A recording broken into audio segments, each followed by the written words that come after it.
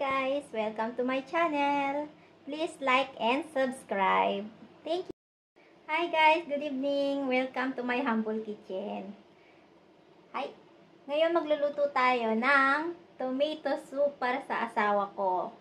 Ito yung mga ingredients. Meron tayong onion, beans,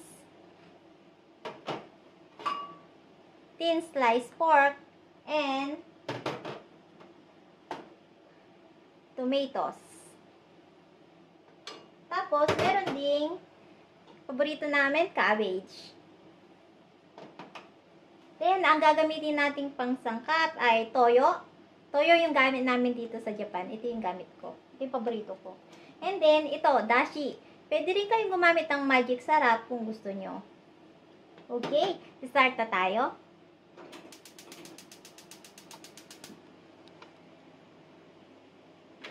Pasensya na, yung kitchen ko maliit. Mantika para maggisa. Okay? First step is mantika. Lagay ng mantika, konti lang. Pag mainit na yung mantika, lagay lang ang sibuyas. So, normal lang na gisa-gisa dito. Gisa-gisa lang tayo.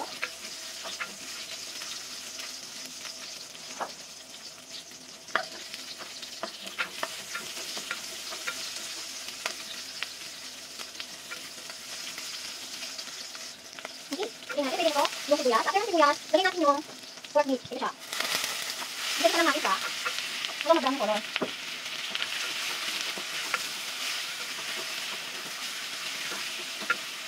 Okay, pwede natin. Pwede natin siya mamaya. Then next one is tomato. Marami ko dito yung mga cherry tomato kasi ito lang meron ako. Pero masarap ko dyan. Kasi naman yung cherry tomato. Okay, then lagyan natin ng tulo. Okay. Then, pwede lagyan natin ng gashi. Okay lang, hindi naman parang konti lang. Okay, ito siya. Okay, next.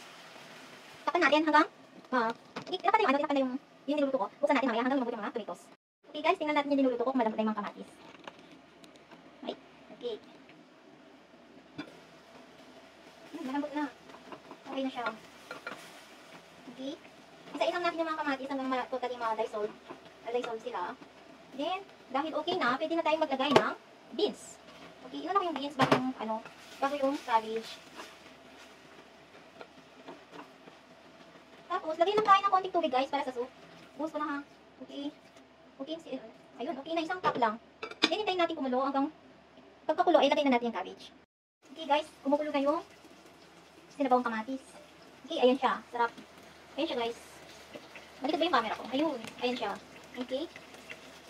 Wait lang ha. Okay, and then, gagawin natin. Lagay natin yung gulay. Ewan kung pagkakasya yung gulay dito. Kung ano na magkasya yung lalagay natin.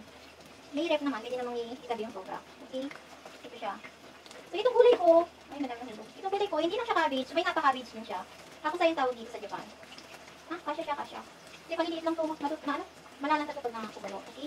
Yan siya, okay? And then, tapan natin. Okay, next tayo. Dito tayo guys, baka masunog, okay? Ito, turn lang natin siya, turn ko siya. Sorry, pag ako nakikita ba? Parang masusunod guys. Hindi naman siya masusunod pero parang lang, para may yung ano mantika. Okay. Sinain ko yung apoy. Baka hindi naman survive mamaya sa mga tao. Okay. So, utsala natin yung sinabawang kamatis. Ito siya. Ito ba guys?